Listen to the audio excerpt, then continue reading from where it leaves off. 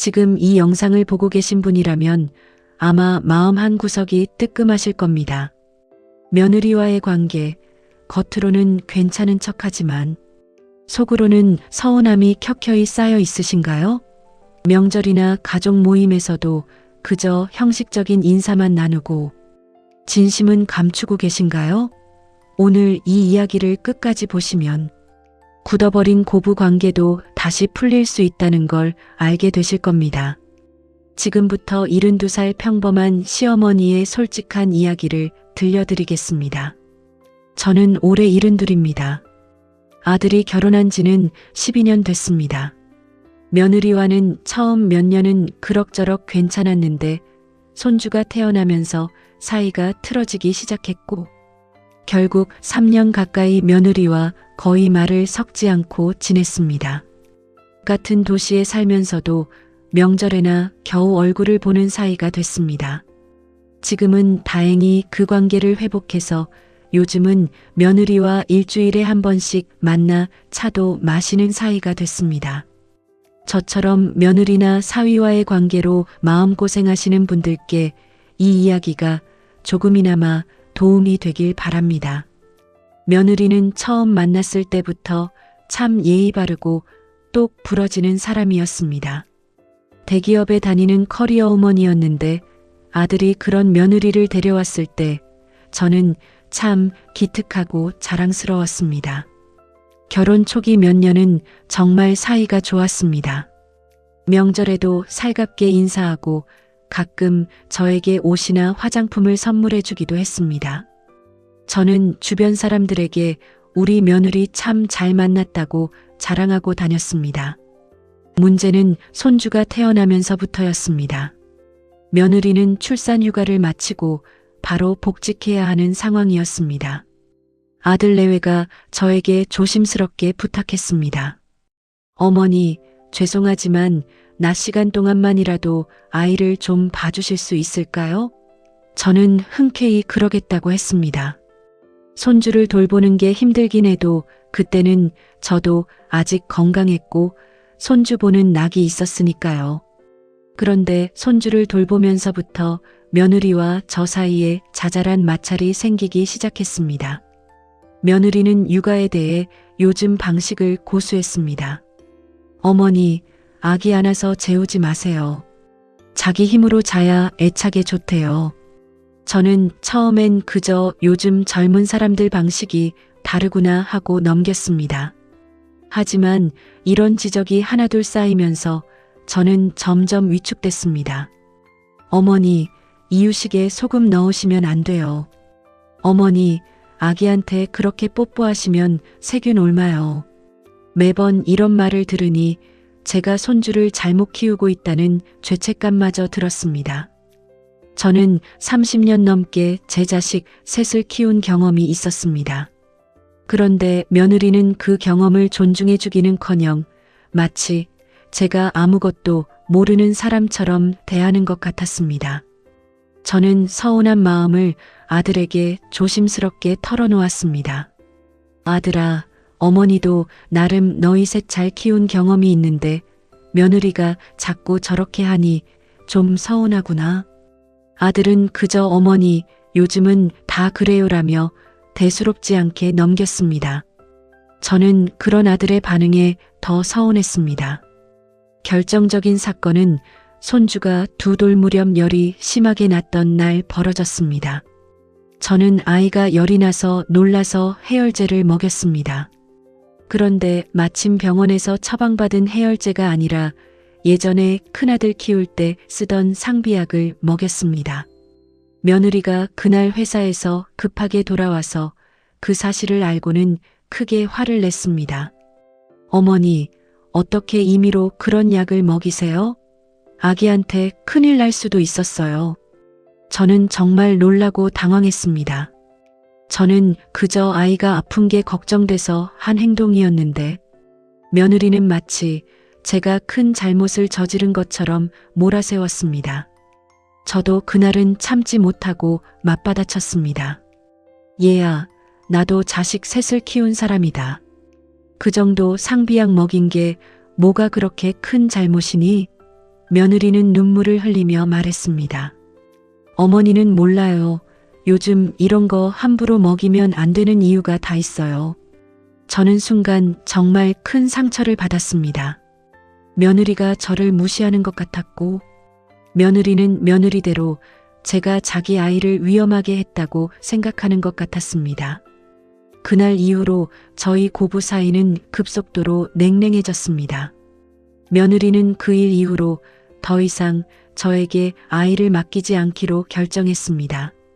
어린이집에 보내고 필요할 때는 시간제 이모님을 쓰기로 했다고 아들을 통해 전해 들었습니다. 저는 그 소식을 듣고 정말 복잡한 심정이었습니다. 손주를 못 보게 된 서운함도 컸지만 동시에 제가 필요 없는 사람 취급을 받은 것 같은 자존심도 상했습니다. 저는 며느리에게 서운한 마음을 표현하지 못하고 그저 속으로만 사겼습니다. 그때부터 저는 며느리와 필요한 말 외에는 거의 대화를 하지 않게 됐습니다. 명절이나 가족 모임에서 만나도 그저 형식적인 인사만 나눴습니다. 어머니, 잘 지내셨어요? 네, 너도 잘 지냈니? 그게 전부였습니다. 아들이 중간에서 정말 힘들어했습니다. 어머니, 며느리한테 좀 먼저 다가가시면 안 돼요? 저는 그때마다 왜 내가 먼저 다가가야 하니, 저 애가 먼저 나한테 그렇게 했는데라며 고집을 부렸습니다. 그렇게 3년이라는 시간이 흘렀습니다. 손주는 어느새 초등학교에 입학할 나이가 됐습니다. 저는 손주가 크는 걸 옆에서 제대로 지켜보지 못한 게 정말 아쉬웠습니다. 명절에 만나는 손주는 저를 살갑게 대하지 않았습니다. 어렸을 때 저와 많은 시간을 보내지 못했으니 당연한 일이었지만 그게 저에게는 정말 큰 상처였습니다. 할머니 하고 부르기는 하는데 예전처럼 안겨오지 않는 그 거리감이 저를 무너뜨렸습니다. 그러던 어느 날 저는 우연히 아들 집에 들렀다가 며느리가 부엌에서 혼자 우는 걸 목격했습니다. 저는 순간 당황해서 어떻게 해야 할지 몰랐습니다. 며느리는 저를 보더니 급하게 눈물을 닦으며 아무렇지 않은 척했습니다.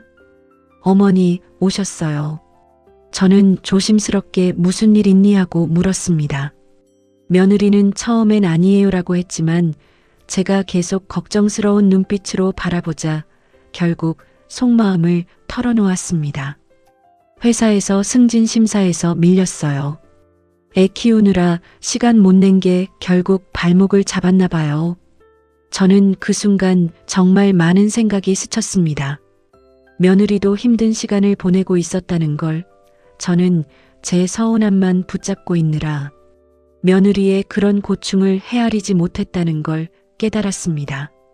저는 며느리 옆에 앉아서 조심스럽게 말을 건넸습니다. 얘야, 그동안 정말 고생 많았지.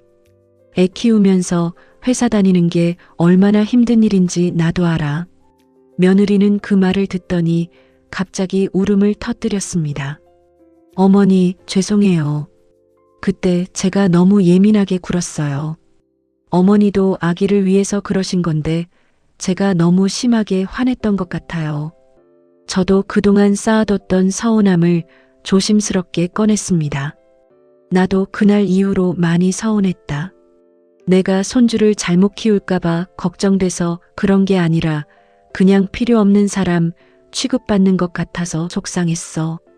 며느리는 놀란 표정으로 저를 바라봤습니다. 어머니, 그런 마음이셨어요? 저는 그것도 몰랐어요. 저는 그저 어머니가 제 육아 방식을 못마땅해 하시는 줄로만 알았어요. 그날 저희는 처음으로 서로의 마음을 솔직하게 나눴습니다. 며느리는 회사에서 받는 스트레스, 워킹맘으로서 느끼는 죄책감, 그리고 저에게 늘 완벽한 며느리처럼 보여야 한다는 부담감까지 털어놓았습니다.